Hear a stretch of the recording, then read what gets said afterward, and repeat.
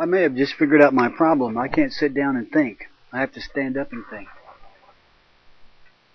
Um, Suppose you went to a primitive country, some really remote area of Central Africa, or maybe the plains of Africa where there are people that they've had some contact with the West.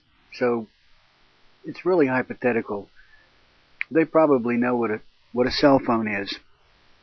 But imagine that you met some isolated people.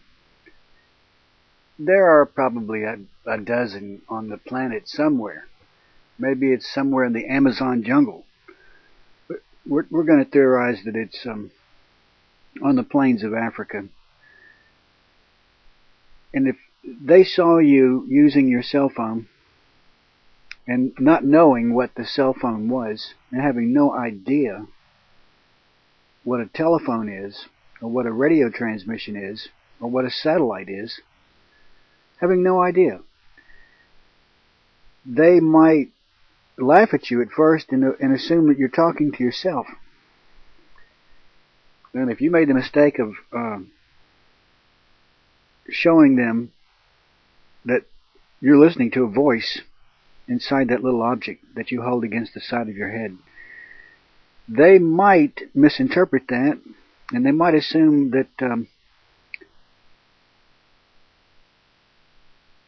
you've got high connections, you've got connections to high places, that you're a powerful person, you've got big medicine, as the Indians might have said in the American West. You've got big medicine.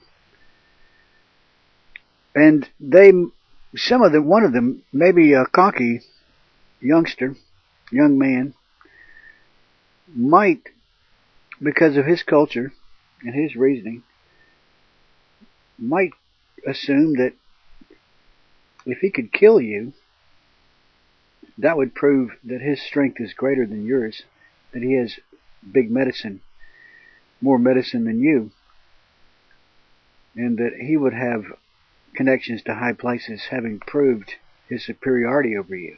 Now, this is all hypothetical. But if he could simply realize that you've simply got some technology that's superior to his, arguably. He may not need your technology, but if he needed it, he might realize that you've got some superior technology that at this moment he doesn't understand. And he would have to travel the learning curve to grasp a satellite, a rocket. You know, he's not really less intelligent than you. He just has a different set of programs in his head. Nature, and here I'm leading up to the point finally, nature, through trial and error, and through the process of elimination, and that's what natural selection is. Natural selection not only eliminates the organisms that don't work very well, it amplifies the traits that do work well, thus improving them the same way as the automobile has evolved from the Model T or the Model A to the modern day automobile. Mother Nature evolves her technology the same way that the automobile does, in the same way that telecommunications do.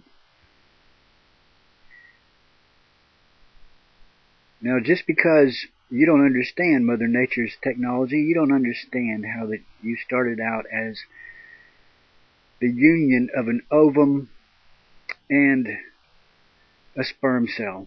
You know, that's not very flattering that was you. That's just not very flattering. It doesn't flatter me to think of myself that way. Mother Nature has some technology that is beyond our grasp, because see, inside each of those two gametes is a complex molecule that carries the blueprint for the future you. To have a hand in the making of policies here. have had experience either with the OSS during the war or the European Economic Administration after the war. We've had experience operating under directives, and these directives emanate and did emanate from the White House. Now we still operate under just such directives. Would you like to know what the substance of these directives is? And I said, yes, Mr. Gator, I'd like very much to know. Whereupon he made this statement to me, namely, Mr. Dodd, we here operate on in response to similar directives, the substance of which is that we shall use our grant-making power so to alter life in the United States that it can be comfortably merged with the Soviet Union. And dear, I know a secret you didn't know I knew. Mr. Dodd, you have spoken before about some interesting things that were discovered by Catherine Casey at the Carnegie Endowment. Can you tell us that story, please? Yes, I'm glad to, Mr. Griffin. And dear, I know a secret you didn't know I knew. At that time, their interest shifts over to preventing what they call a reversion of life in the United States to what it was prior to 1914, when World War I broke out.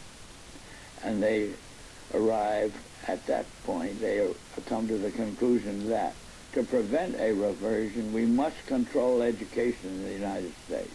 And dear, I know a secret you didn't know I knew.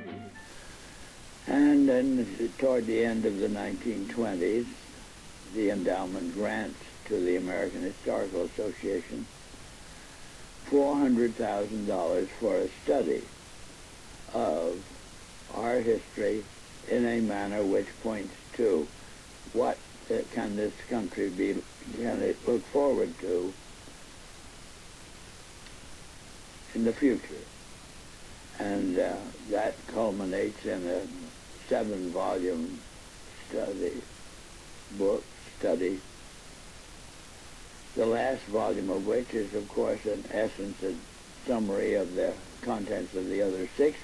And the essence of the last volume is the future of this country belongs to collectivism administered with characteristic American efficiency.